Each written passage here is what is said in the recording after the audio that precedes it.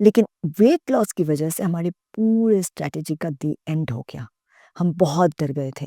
या हमें पता था कि अगर ऐसा चलता रहा और वो जो एक कंसिस्टेंट इचिंग वाला जो फीलिंग था ना वो बहुत ख़राब था और डे 5 डे 6 तक तो वो बहुत बढ़ गया था। मतलब I needed some kind of medication कि कुछ करना पड़ेगा। तो हमें सबसे पहले लगा कि मेबी हम सिर्फ़ सब्ज़ियों का सूप बनाकर पी रहे हैं, उसमें कोई ऑयल भी नहीं जा रहा, मेबी वो बैलेंस नहीं हो रहा है। तो क्या करें? सात्विक मूवमेंट में तो वो लोग कोकोनट मिल्क डालते थे, लेकिन सीमा उमा शंकर ने बताया था कि इनिशियली कोई कोकोनट मिल्क नहीं ले सकते, अगर लेना भी है तो थोड़ा-थोड़ा करके। हमने कोकोनट मिल्क का बारे में सोचा ही नहीं। अब हमें लगा कि ठीक है चलो कोकोनट मिल्क थोड़ा मिलाते हैं, तो कोकोनट मिल्क बनाने का प्रोसेस हमने संडे बैठ-बैठ के ट्राई किया और थोड़ा बहुत कोकोनट मिल्क बन गया। तो नेक्स्ट मंडे से मतलब वीक 2 से हमने अपने उसमें सूप में थोड़ा कोकोनट मिल्क बनाया। फिर हमें लगा कि ठीक है सूप में हम लोग थोड़ा-थोड़ा काबुली चना मिला देते हैं क्योंकि कोई प्रोटीन नहीं है। हमें डर था कि अगर हम प्रोटीन खाएँगे तो फिर से दर्द बढ़ जाएगा, मतलब थोड़ा बहुत तो दर्द कम हो गया था, मेबी बढ़ जाएगा। ये सब बहुत सारा कन्फ्यूज़न हमारे दिमाग में आ गया था। यही सारे मिस्टेक्स हैं जिनकी वजह से प्रॉब्लम थी ना वो ज़्यादा बढ़ गई थी। अगर अच्छा-सा डाइट प्लान होता, एक डाइट प्लान जो हमने यहाँ पे शेयर किया है अपने चैनल पे जिसका नाम है DASRAP डैश रैप। आप देखेंगे उसको, अगर आप उसको देखेंगे तो वो देखेंगे कितना बैलेंस्ड डाइट प्लान है। कितने अच्छे से बहुत रिसर्च करके अपने ऊपर बहुत एक्सपेरिमेंट करके हम फाइनली इस डाइट प्लान तक पहुँचे थे 2023 में, जहाँ हमें लगा था कि काश! अपनी शुरुआत के दिनों में ये अप्रैल में अगर हमारे पास एक ऐसा डाइट प्लान होता, किसी ने भरोसा दिलाया होता कि ये फॉलो करो बस और कुछ मत करो, जो भी हो रहा है होने दो, ये बस फॉलो करो, ठीक हो जाओगे। तो हमें इतना डैमेज नहीं होता, 32 केजी में तो हम कभी नहीं पहुँचते। पर था नहीं, तो हमने कभी काबुली चना मिलाने की कोशिश की, कभी हम ब्राउन चना मिलाने की कोशिश कर रहे थे और सब हड़बड़ी में ना सब गड़बड़ हो रहा था। वीक 2 से फिर हमने एबीसी जूस लेना स्टार्ट कर दिया।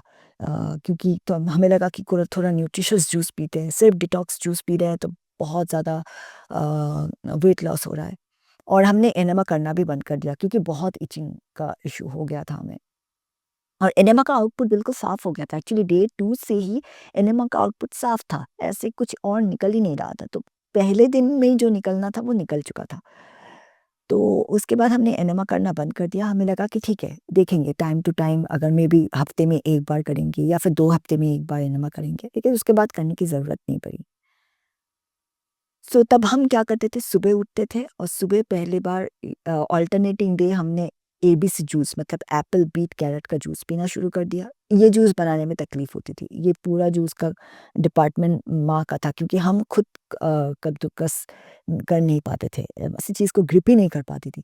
हम बस खड़े होके ऐसे देखते थे, वो उनको पूरा करना पड़ता था। बीट, गाजर, फिर एप्पल सबको ब्लेंडर में डालना, छानना, तो ऑलमोस्ट आधा घंटा लगता था वो जूस बनाने में। लेकिन फिर भी वो बना कर देती थी, हम पीते थे।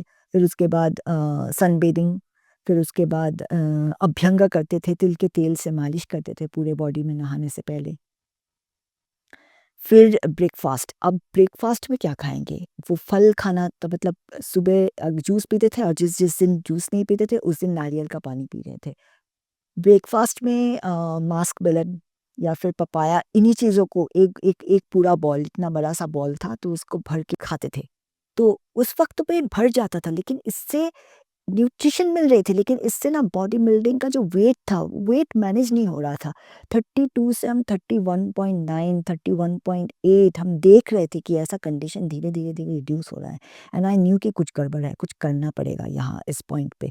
कुछ ग्रेन हमें इसमें ऐड करना है। ये दूसरों के साथ कंडीशन हमारा मैच नहीं हो रहा। तो यहाँ सबसे बड़ी गलती हुई। हमें लगा कि रोटी हम नहीं खा सकते, चावल नहीं खा सकते, ठीक है ब्राउन राइस। ब्राउन राइस लेकर आ गए हम लोगों ने, जब ब्राउन राइस बनाया तो वो बहुत हार्ड है राइस, तो उसको खाने में तकलीफ़ हुई। एक तो वो परवल और झींगे का ही सूप है, उसके साथ ये राइस, इसको मिला के खाने में सूप तो हम बहुत जल्दी पी लेते थे, लेकिन राइस को तो चबा के ठीक से खाना पड़ेगा और ये थोड़ा हार्ड राइस है। जब हम सूप पी रहे थे मतलब वीक 1, वीक 2, सूप पीने के बाद दोपहर को हमें कभी पेन का इश्यू नहीं हुआ। मतलब पेन हमारा धीरे-धीरे कम हो रहा था, ठीक है? लेकिन जिस दिन हमने ब्राउन राइस खाया ना लंच में, उस दिन शाम तक हमें वापस पेन हो गया। कोई मानेगा नहीं इस बात को, लेकिन हमारे साथ ये हुआ था।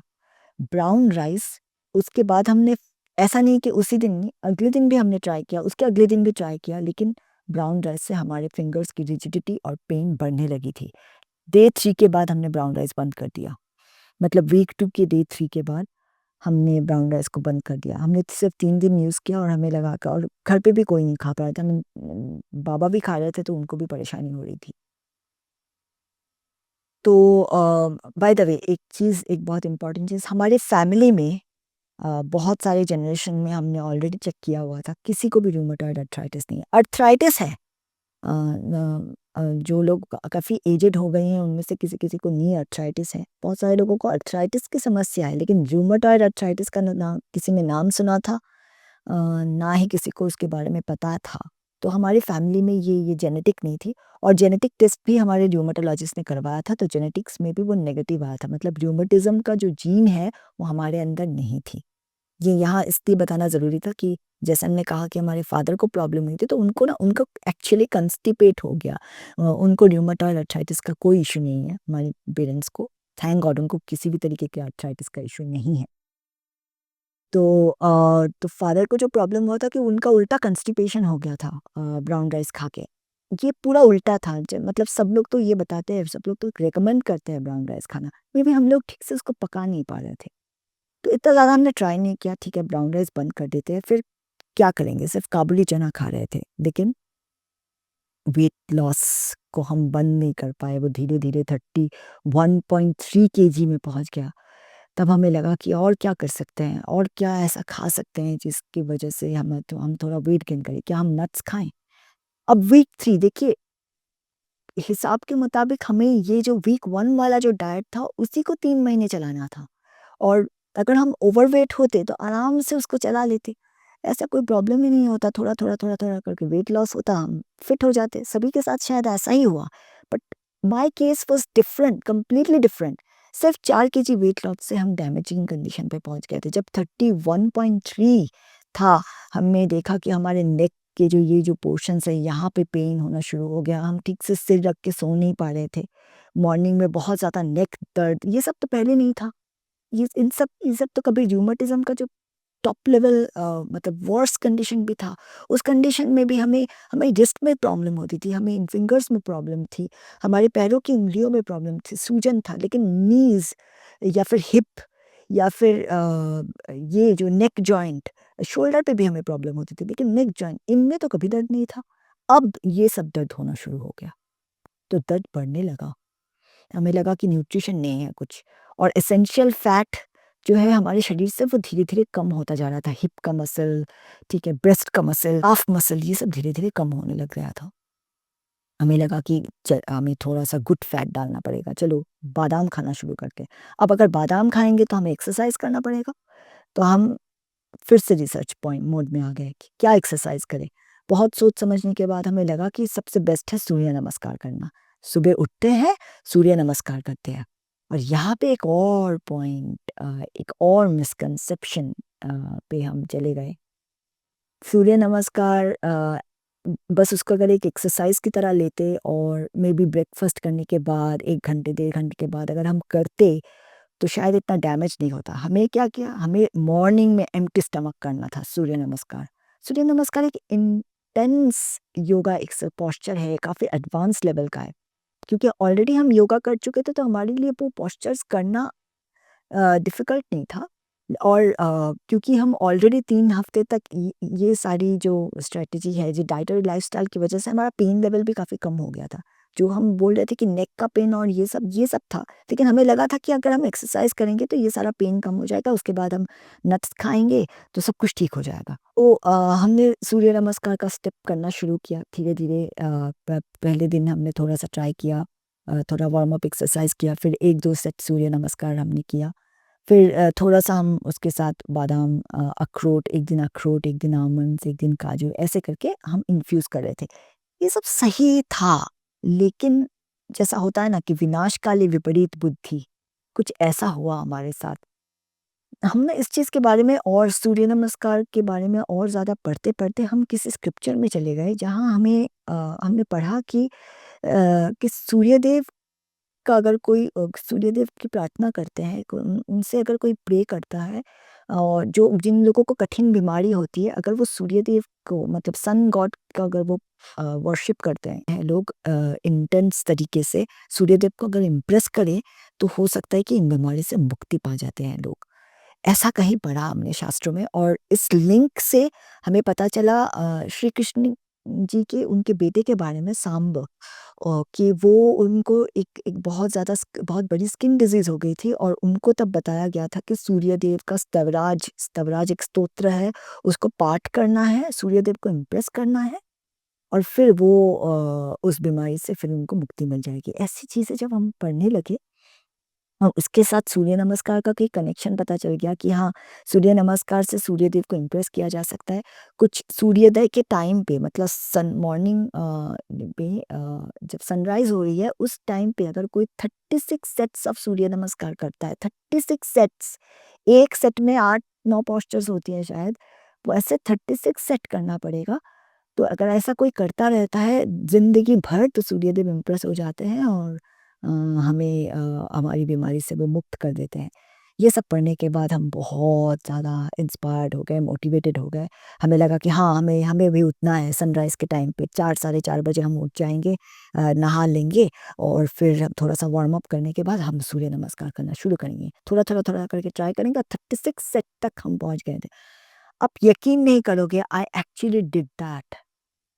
देयर वाज़ अ टाइम 2022 का पूरा मई महीना और जून तक, हम मॉर्निंग में साढ़े 4 बजे उठते थे, नहाते थे, साढ़े 5 से लेके 6 तक वार्म अप एक्सरसाइज करते थे, बेवकूफ़ नहीं थे, वार्म अप करते थे, योगा वार्म अप पोस्चर्स। उसके बाद धीरे-धीरे हमने अपने आप को 36 सेट्स ऑफ सूर्य नमस्कार करने की स्थिति पे ले गए थे। पहले के 1-2 हफ्ते सब कुछ ठीक चल रहा था, ठीक है? और खाना क्या खाते थे? वो ब्राउन राइस हमने दोबारा स्टार्ट किया, ब्राउन राइस खाना, और काबुली चना, थोड़ा-थोड़ा, इतना सा काबुली चना, और कुछ 1-2 अखरोट, या तो फिर 2-3 काजू, और हमें लगा था कि हमको बहुत ज़्यादा न्यूट्रिशन मिलेगा, ठीक है? ओह! हमने बनाना भी स्टार्ट कर दिया था कि बनाना खाएँगे, कभी 1 केला, कभी 2 केला, और हमें लग रहा था कि हम बहुत अच्छे रहेंगे। कुछ अच्छा नहीं था। बाय जून हमने पूरा डैमेज कर लिया था अपने आप को। सही चीज़ अगर आप गलत समय पे करेंगे, गलत तरीके से करेंगे, गलत तरीका मतलब हमारे पोस्चर में कोई गलती नहीं थी। हमें सूर्य नमस्कार का पोस्चर करना आता था, सब कुछ सही था। गलती क्या थी? कि हम अपने आप को सही तरीके का न्यूट्रिशन प्रोवाइड नहीं कर रहे थे। सूर्य नमस्कार एक एक्सट्रीम इंटेंस किस्म का एक्सरसाइज है, जिसके लिए बहुत प्रोटीनिशियस, बहुत न्यूट्रिशियस फूड खाना पड़ता है, तभी जाके वो शरीर को बनाता है, बिल्ड करता है। हम भी तो वही चाह रहे थे कि 31 केजी से हम आगे बढ़े, 32, 33, 4 केजी तक पहुँचे, लेकिन उसका उल्टा हुआ। सूर्य नमस्कार करते-करते हमारी पूरी बॉडी रिजिड हो गई, हम बेंड नहीं हो पाते थे, हम ये धीरे-धीरे हो रहा था, हम ज़बरदस्ती कर रहे थे अपने साथ, लेकिन एक पॉइंट के बाद बॉडी ने पूरा रिजेक्ट कर दिया कि हम बेंड ही नहीं सकते। हम खड़े थे सूर्य नमस्कार करने के लिए, हम कैसे थर्ड पोस्चर पे अपने योगा मैट पे जाके लेटेंगे, हमें वो नहीं पता था। माय नीज़ वर रिजिड, वो मोबिलिटी हमारी कॉम्प्रोमाइज़्ड हो चुकी थी। उस दिन I remember that day, I still remember that day. हम जैसे-तैसे करके बालकनी से रूम में आए, हमसे चला नहीं जा रहा था। हमें उसके पहले ही 3-4 दिन से हमें पता था कि ये तो हम डैमेज कर रहे थे। लेकिन एक होता है ना, एक ज़िद, एक दिमागी कीड़ा जो चलता रहता है, आपको गलत दिशा में लेके जाती है। आप सही चीज़ भी करते हो, लेकिन सब गलत होता है। तो उस टाइम पे मॉर्फीज़ लॉ, एस्पिरेशंस अगर आप लोगों ने देखा है वेब सीरीज़, वहाँ पे भी बताया गया है, और 12th फेल अभी जो मूवी आई है उसमें भी बताया गया है। मॉर्फीज़ लॉ, सब सही चीज़ें गलत दिशा में जा रही थी, और हमारे साथ भी वही हुआ। हम उस दिन डर के मारे, मतलब बहुत डरे हुए थे। हमने आई थिंक 1-2 हफ्ते, 3 हफ्ते से हमने वेट चेक नहीं किया था। उस दिन हम जाके अपना वेट हमने चेक किया, गेस 29, 28.9 था एक्चुअली, टू बी एग्ज़ैक्ट।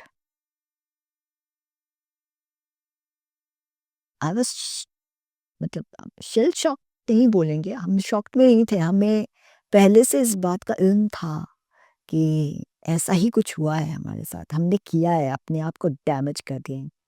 और उस वक़्त हम पता नहीं हम अब हाथ उठाकर अपने आप को अगर एक चाँटा भी मारने की कोशिश करते तो हमसे नहीं होता।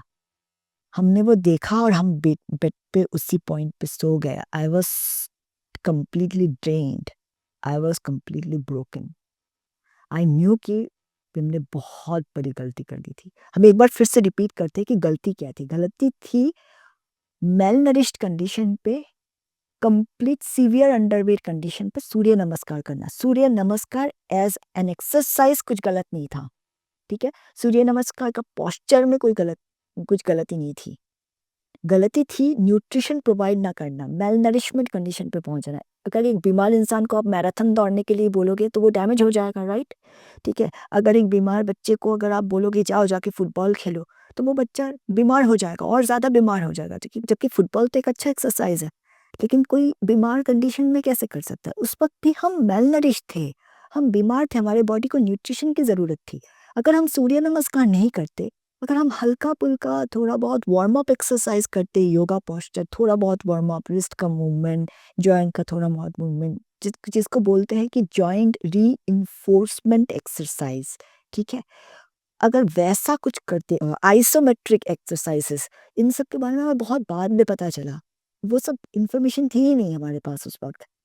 उस तरीके का एक्सरसाइज करते, अगर कुछ नहीं करते तो हम सिर्फ वॉक करने चले जाते। तो उस टाइम पे तो कोविड का रिलैक्सेशन का 2022 का मई था, तो हम वॉक करने चले जाते, तब भी चल जाता, तब भी अगर हम नट्स खा लेते तो उसका इम्प्रूवमेंट होता। लेकिन सूर्य नमस्कार अपने आप में एक कैलोरी बर्निंग प्रोसेस है और कैलोरी है ही नहीं, तो डैमेज होना इनएविटेबल था और हमारी बेवकूफ़ी की वजह से वो डैमेज हुई। इसमें किसी प्लीज़ बार-बार समझाते हैं कि इसमें स्ट्रैटेजी में वो हमारी गलती थी। हमने अपनी स्ट्रैटेजी को लॉजिक हमने अप्लाई नहीं किया।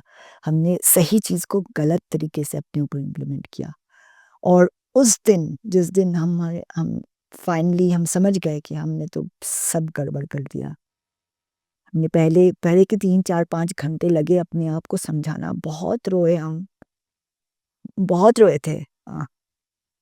और कि कितनी बड़ी बेवकूफ़ी की हमने, कैसे अपने लॉजिक को हमने छोड़ दिया और सूर्यदेव को इम्प्रेस करने चले गए। सूर्यदेव को इम्प्रेस करने वाली बात सही थी, ठीक है? अब मतलब आप किसी की प्रार्थना करते हैं तो उसमें कोई गलत नहीं था।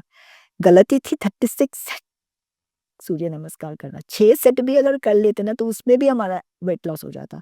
36 सेट्स कोई कैसे कर सकता है उस कंडीशन में? हमने क्या पागलपन वाली हरकत की। लेकिन बट मतलब पूरी बॉडी हमारा एक अलग कंडीशन पे था, लेकिन ये जो है ना, ये मतलब दिस इज़ माय फ्रेंड, ठीक है? ये हमेशा हमें सही रास्ता दिखाता है। तो थोड़ी देर के लिए बस 4-5 घंटे तक रोए, फिर बहुत अपने आप को कोसा। उसके बाद हम धीरे-धीरे रिकवर करे और इस चीज़ ने हमें फिर से सपोर्ट दिया कि ये जो डैमेज है, ये हमने खुद किया है। इससे बाहर भी हम खुद निकलेंगे। इस कंडीशन की वजह से हम मरना अलाउ नहीं कर सकते अपने आप को।